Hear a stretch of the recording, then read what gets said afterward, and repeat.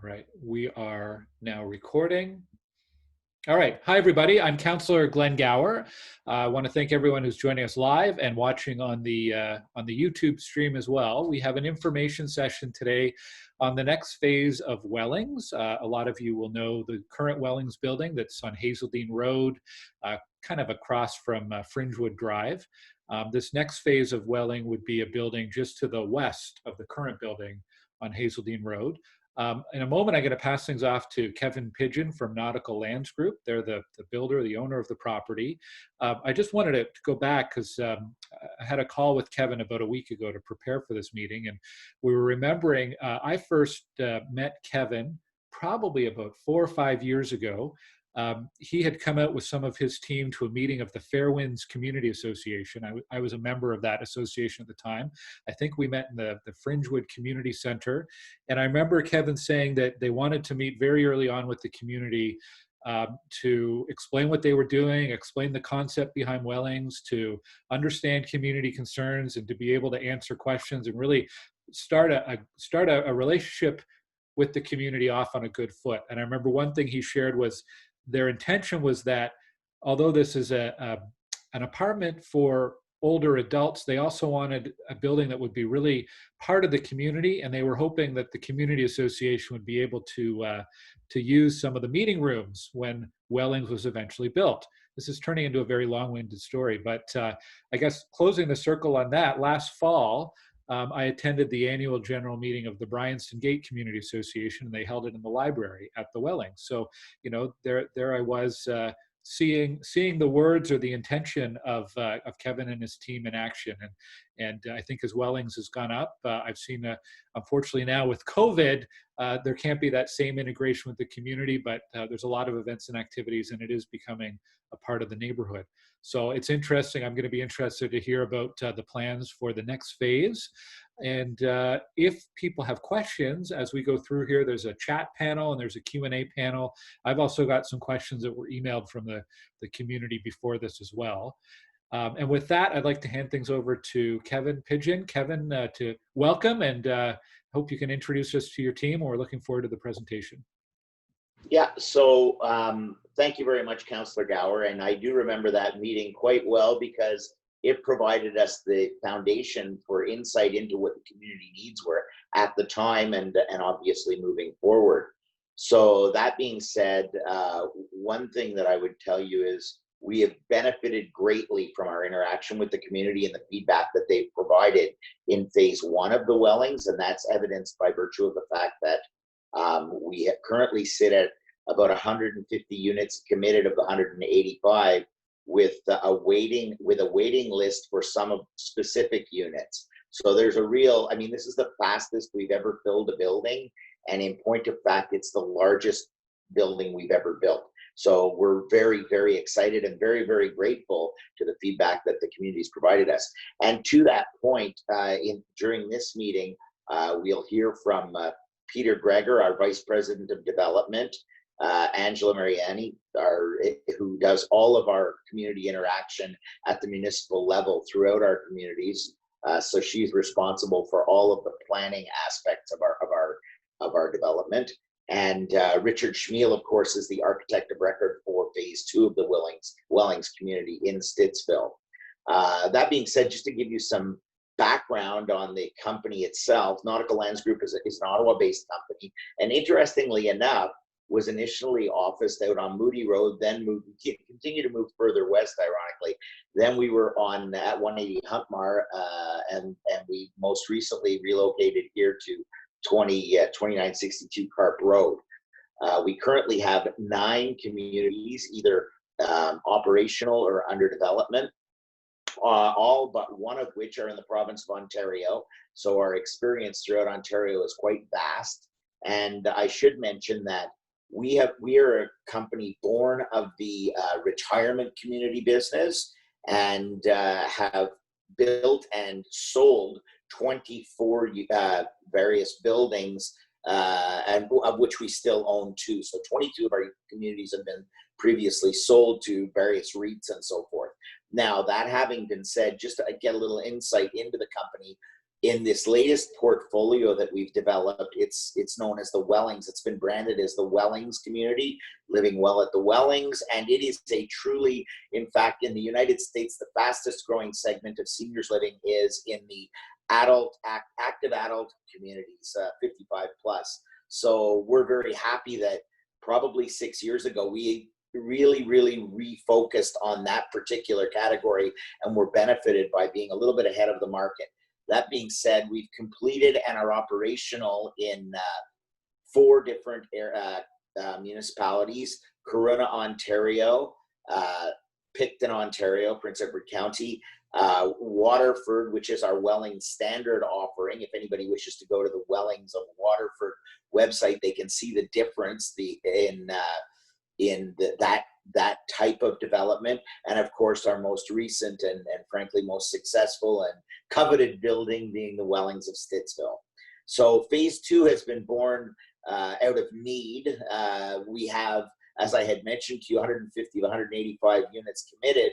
And what we've run into is we have an additional 30 plus people on a waiting list for 1 bedroom and 1 bedroom plus den. The units that we have unoccupied currently in phase 1 are all of the 2 bedroom and 2 bedroom plus den offering.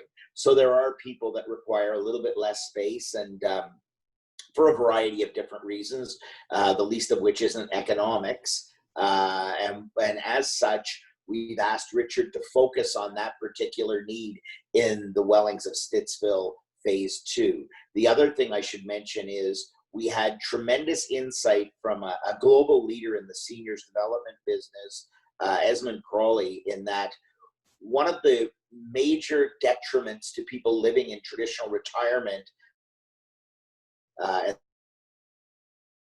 is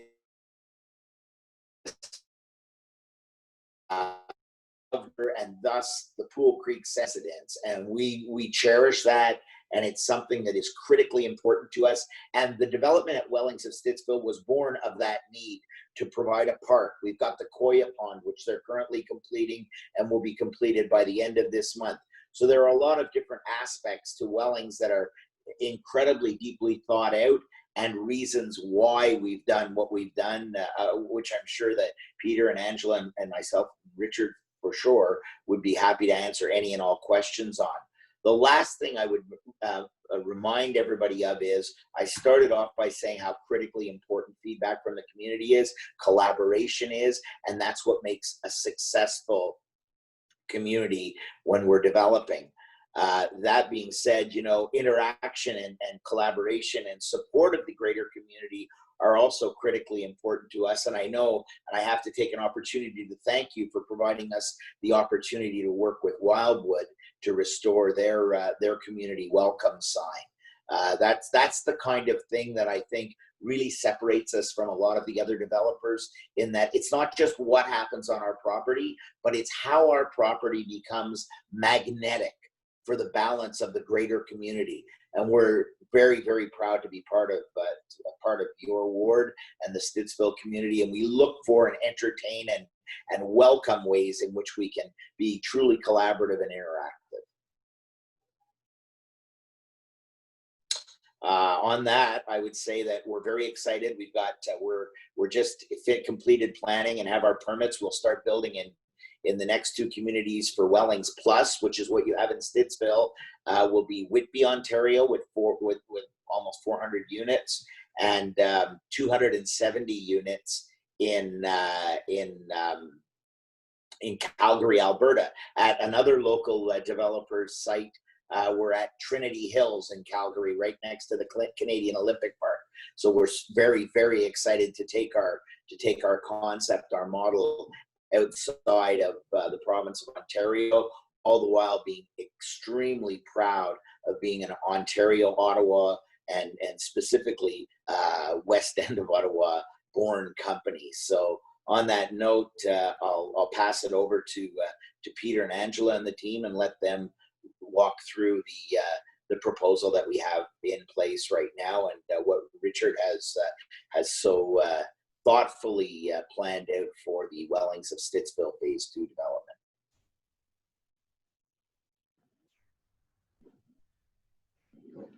Thank you, Kevin. I just want to welcome everyone to our new development in Stittsville. And as Kevin mentioned, phase 1 is doing really, really well, and we're happy to be have our phase 2 and or phase 2, 3, and 4 moving forward. We did show some of our slides will be of the phase 1 development because we wanted to show the amenities that we have and we're so proud of. This is the angle coming in from Huntmar of this shows phase 1 and then the proposed buildings just to the west. This is from the other angle. This is our phase 1 entrance, and again, we're just really proud of the way it turned out and how the building looks from the outside, and then going inside, it's just become just a great community gathering area. This is our bistro. Angela, I just want to pause. I'm not Yeah. seeing the slides changing on my screen. This is Councillor Gower. I don't know if Oh. other participants are, if it's just on my end. No, it's me as well. I'm not, the Oh. slides are not changing, Angela. Yeah, I'm sorry. it's all right. It says that we're sharing the screen, but just a second, I'm going to stop the share and then we're going to share it again and see if, All right, try to kickstart it here. great. Which one? Well, let's see if, Can you see that? Now we do, yeah. Okay, so I'll yeah. just go back up then. Okay. Okay, let's Thanks. try this again. Can you see this? This is the coming in from Huntmar. Yes, looks good. Perfect. This is from the other angle. And this is our phase 1 entrance. This is the bistro. And this is our bar, which is our really social area. And we're proud of all of our finishings and just how the community comes together in this area. Everything is bright. This is just the common area that we have as you come in. And this is just an aerial view of it with our fireplace, which is indoor and outdoor. So you'll see people sitting outside and also on the inside of that. And it's just a fantastic gathering community area. Our bedrooms are very spacious, and I think that's why a lot of the residents don't need the 2 bedrooms, because our 1 bedrooms are spacious and have a lot of room, and that's the angle from the kitchen. We have full kitchen, full laundry facility in each of our suites. It's very modern looking, very bright. Every room has a balcony, and that's one of our bedrooms. So now we'll go into phase 2. So we have our Wellings private road, which intersects the 2 properties. And we designed this area to be very social with our central, the square that would provide, Councillor Gower will put a piano out there for you to play for us, as you did for phase 1. This is from Hazeldean Road. We'll have storefronts on the main level, and so it'll be a mixed use on the front with our apartments above. Oh, yeah. This is Peter. I'm just going to step in and explain a little bit about the phasing. As I'm not sure if you can see the mouse arrow moving around. Glenn, can you see that, or is that not part of the screen? No, we can see it. Yeah. Okay. So that area there, that's our phase 1 building, which many of you have seen as you drive along Hazeldean. Our little access road that comes in is off of the intersection by Fringewood, just so you can orient yourself. And then to the west of that, this is the future development lands that we're working on now. When Angela talked about phasing, this is our phase 2, will be closest to the phase 1. And then the intent is to stop that phase will be about here. And that's approximately 120 to 140 apartments in here. And then a matching wing for phase 3. So we won't be building it all in one big block. It'll come in several blocks. And then there's the last phase would be backing onto Pool Creek at the backside of our development. So we've broken it up into 3 more steps, just to take it one at a time and see how the marketplace goes. Just like Kevin noted, that we built a lot of 2-bedroom units because they were very popular in our other developments, but now we're finding that we've built maybe a few too many 2-bedrooms in phase 1. So we're adjusting the balance with this next phase. There's going to be more 1-bedroom and 1-bedroom and dens in here. And then we'll see when we get to this one. We kind of have anticipated what to build, but again, it evolves. Every few years we can see and readdress what the needs are. So I'll let Angela continue through. I think our next, so this is our site plan that we submitted to the town, to the city just about a month ago. It's still going through the circulation process. We have 228 units in phases 2 and 3, which is the front portion of Hazeldean. And then in the back, the one closest to Pool Creek will have about 203 units. We're still working through the numbers, as Peter said. And then we have that nice square in the middle just for a community area and an area of social gathering. We're hoping we can put a bandstand in there in the summer and possibly movies, and it'll be just a really nice community central square.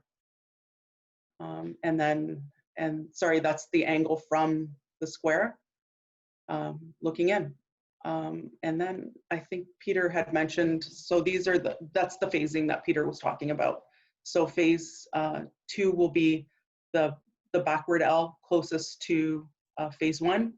And then phase 3 will be the L-shaped coming in across Hazeldean. And our final phase will be in the back, closest to Pool Creek. So that's it for our slideshow. If you have questions, we're happy to answer whatever you would like to know about our site. Yeah, I see one question coming in live here, and I've got a few others that I'll ask that we've received before this. One was just clarifying, you've got the aerial view up here. The small, one of our, Liam, who's tuned in, the small outbuildings in white, I think those are around Cedar Row Court. Those are existing buildings that are there. Okay. I think there's a car wash there. That's the CAG at the corner on east at Huntmar. So basically our AutoCAD program tries to pull out from the local, taking geomapping, pulls out buildings that are there. So these are some of the different buildings that are there on Cedar Row. And like Angela said, this is the Keg restaurant on the corner of Huntmar.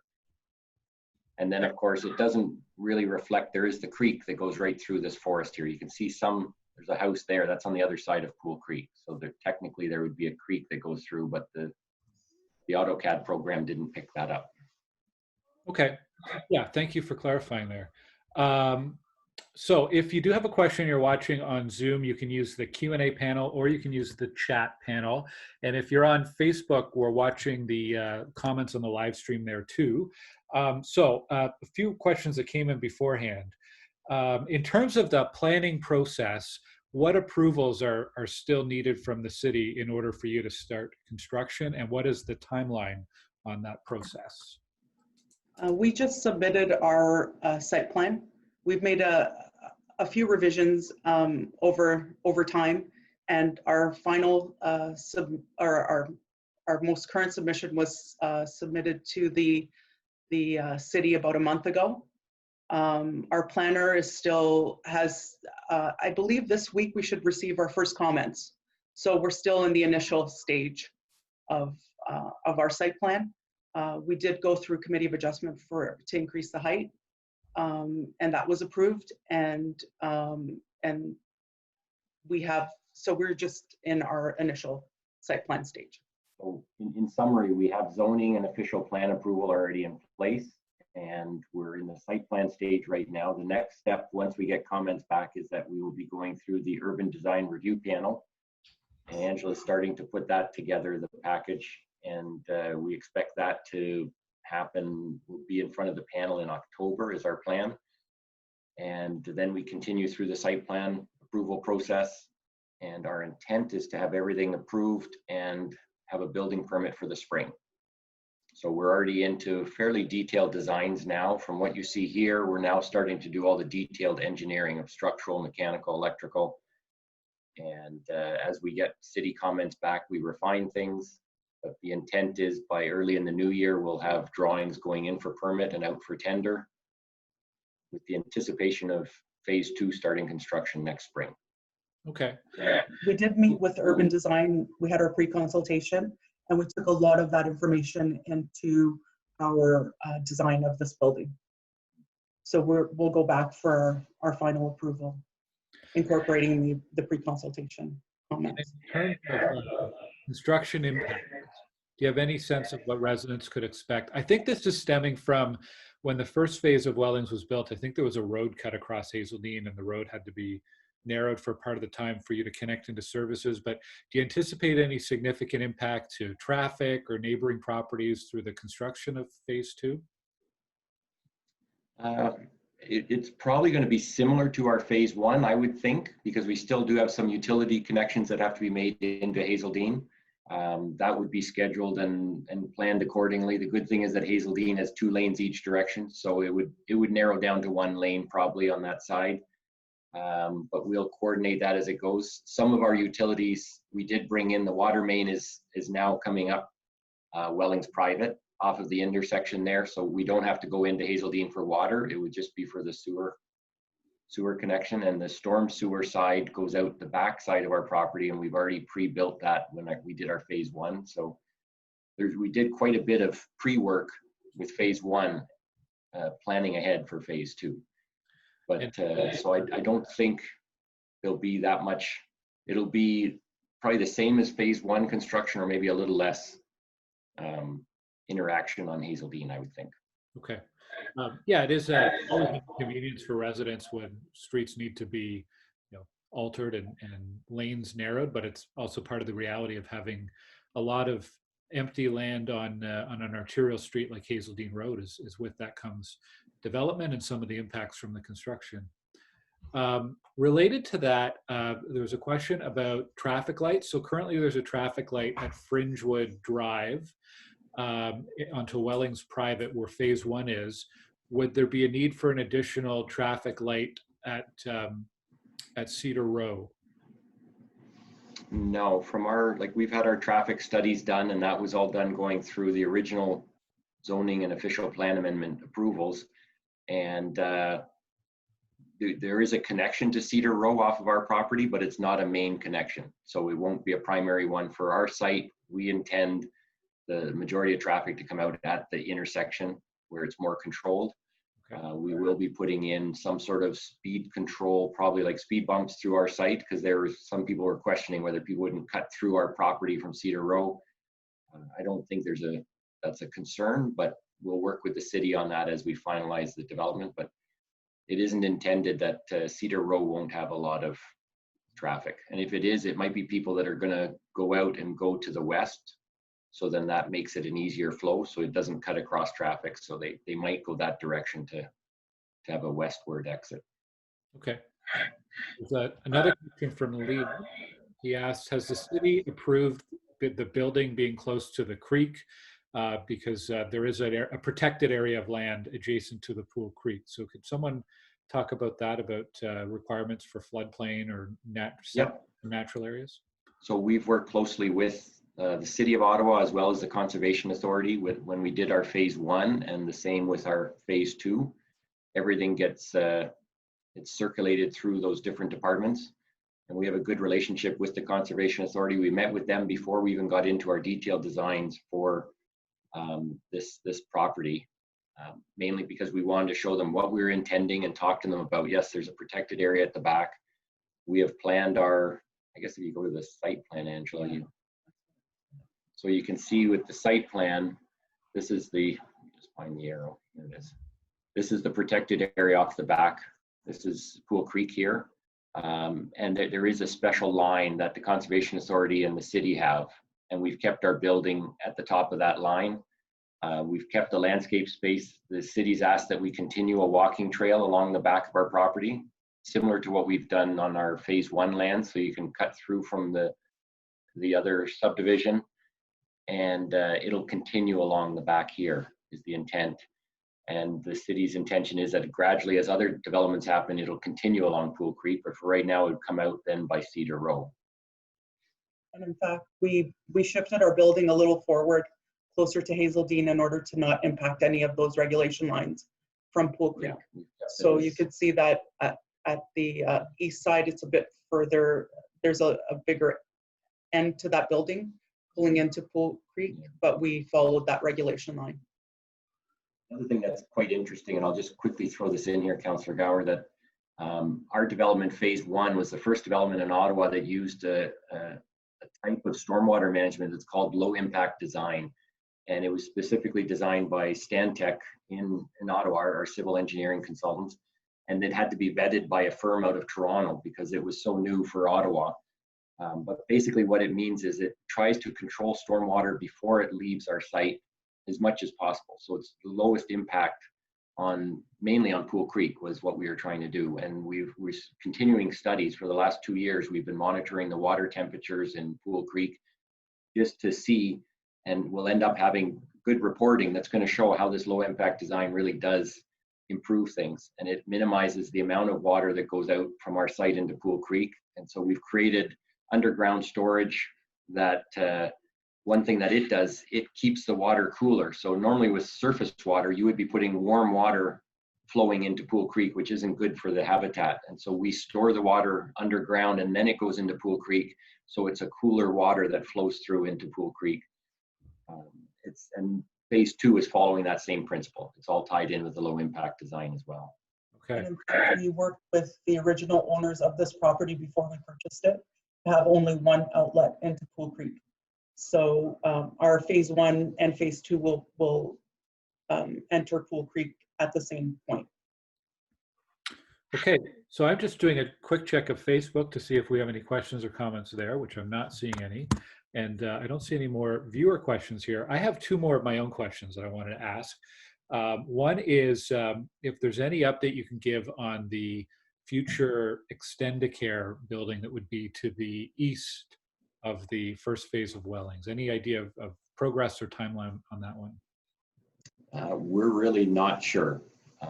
We helped them get set up and they purchased the property from us, but since then we haven't had much interaction. So not sure exactly where they're going. I know the Ministry of Health is trying to get long-term care rebuilds underway, but we haven't heard anything specific as to, I think, we don't know of anything coming forward. I think that they're thinking about it, but we haven't seen any plans or haven't heard the city having anything being applied for. No, I'm not aware of any application either. And of course, right now, I guess the climate around long-term care homes, that whole segment of our province and our healthcare system is under a lot of change and a lot of attention right now. So we're watching for that. The other question, I see Kevin. Kevin, you're on mute. Did you want to add to that? You have to unmute yourself, Kev. Oh, maybe I can unmute him here. No, he's still. We'll get okay. him. Am I okay now? Yes. I just assumed that you had muted me, so when I looked up, I didn't realize that it was muted. Just to add to that, anybody who wishes to gain some perspective on how the site was designed and the low impact development nature of the site to better understand the ramifications on the overall environment should really look at the original site plan that was approved to see that the vast majority of the parking is in fact underground, which brings with it a beautiful greenery space that we, as I mentioned a few years ago, would hope to use as a welcome mat to the greater community. And that courtyard with the Koya pond and all of the greenery around it and very little at-grade parking is a key aspect of the development, and one of the reasons that the City of Ottawa was so intent on collaborating with us for this development. It's truly innovative, and it really brings about a beautiful ambiance when you're walking, from the Pool Creek walking trails up into the the Wellings of Stittsville Phase 1 and Extendicare Courtyard. So, you know, we're really excited. Extendicare has the design for the building, and their building is all subgrade parking to the best of my knowledge as well. So we're super excited to see the greenery take place and the overall development really take shape. Yeah, I don't want to add too many of my own comments to this process, but I do wish that more builders would put the parking underground. It makes such a big difference to the quality of the site design. It has a lot of benefits. So good on you to the Nautical Lands Group team for. Well, just to put it in perspective, people should recognize that and Richard will probably be able to comment further on this, but not to go on ad nauseum, the underground parking is a $35,000 to $50,000 parking space investment. But we felt that investment far outweighed the removal of the natural environment that we had managed to create within the community. So, you know, that was really important to us. Yeah, it makes a big difference. So Councillor Gower, if I can add, while we're talking underground parking, we didn't really talk about that on phase 2. So if I can take one couple seconds. Phase 2, the whole site is underground parking again, similar to our phase 1. We do have some surface parking and a little ring drop-off road here, primarily because we do have on our ground floor. So on this side here, these units are intended to be retail type units. And so what we have is we have a lot of amenities inside our communities. As Angela showed you, our bistro, our restaurant, our bar, they're going to be along this level here. And so with those, there's a requirement to have some surface parking. So we do have some surface parking on, go back, around this little ring road here, which is more than what we've done in phase 1, but it's much less when you think we have over 400 parking spaces underground. So we've pushed the majority of them underground. We have some for visitors and things like that up on surface. But again, we followed the same principle that Kevin was just saying of putting as much underground as we can so that it really gives you the chance to enjoy the site and have more greenery. This whole courtyard here, what Angela was showing you with our little amphitheater we want to do and things, that's only because we put parking underground that we could do that. Well, we had to have the amphitheater because we needed somewhere to keep the piano and have some entertainment outdoors through the summer months. I'm sure you can appreciate that, Councillor Gower. Yeah, and anything we can put outdoors these days is a big benefit. Yeah. Oh yeah, no, it's critical. You just have to watch the tuning of the piano when it's outdoors. Yeah, true enough. Anyhow, okay. Peter said the word retail, and that was the last question I wanted to ask, because I know there is a retail block at the front of phase 1, and you've outlined some plans for retail on the bottom floor. Can someone give a bit of a flavor about what kind of retail we would see there? Are there any tenants confirmed? Any timelines? You know, those kinds of things around retail. So just to keep it brief, because it's still in the early stages, but a lot of this area here that we would consider retail is going to be our type of amenity spaces that, as Kevin noted, we like to link with the community. So we consider it very connected with the community, where we have a restaurant and bar area in this area. We have a formal restaurant over here. We do have a commitment right now for a hair salon and spa in the corner, right close to the Fringewood intersection there.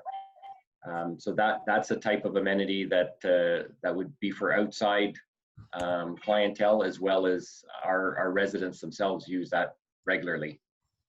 But the majority of the retail type spaces that you see down here are going to be our amenities, where we have outside patio areas and things like that. And we do invite the general public to come and visit and take part in some of that as well. But they are going to be principally focused on our residents' services.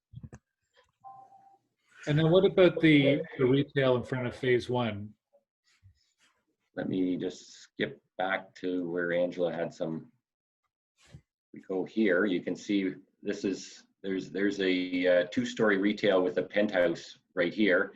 And we've already have this designed, and we have a building permit actually just recently. We're hoping to break ground on this in this next spring. But this is going to be our an office building. Whoops. So it's a 2-story office building going here. Okay. There is another retail component in the front of the long-term care, the nursing home site as well. And the site plan approval shows 2 different retail blocks here, and then there would be the keg next to it. Okay. Well, good. That covers all of our viewer questions and all the questions that we had previously and by email. So I think we're done for the questions. Is there anything else that you wanted to share about the project? If not, we can wrap up this session for today. I think from my end, I'm really thrilled that we were able to present this. And Councillor Gower, we appreciate you putting this out here, and I know you're going to share it so other people can view it later, which is great. And hopefully we've answered some questions and people see what we're bringing forward. Our phase 1 is done so well, as Kevin noted. It's sort of record breaking for this type of a residence of this size to get so many occupants in a short period of time. That's why phase 2 is coming along so quickly, because we realize that there's a need there and they really like what we're offering. So we look forward to getting under construction next spring and bringing more of this same type of service and housing for seniors to Stittsville. And we're always available to answer questions if anything does arise, and you feel the need to reach out to us. We're always here to help. Yeah, that's a good reminder for anyone who might be watching this on the YouTube archive or later on Facebook. If you have any questions, send an email to glenn.gower@ottawa.ca, and we'll put you in touch with the group here and get you some answers on that. With that, I want to say thank you to everyone from the Nautical Lands Group and from Schmiel Architects. Richard and Max were here, and appreciate your time today and answering questions and sharing information about the plans for the next phase. And thanks to everyone who tuned in today and anyone who will be tuning in to our video archives in the future. Subscribe to my email newsletter at glenngower.ca, and you'll see any alerts and updates about future meetings like this that we do. I think the next one is in September. It's the second week of September, and it's about 1981 Maple Grove Road, which is a smaller townhome development on Maple Grove in the Fairwinds community. So we'll be doing more of these on Zoom as the opportunities arise. And thanks everybody for tuning in today. Have a great afternoon. Thank you. Bye-bye. Thank Thank you. you.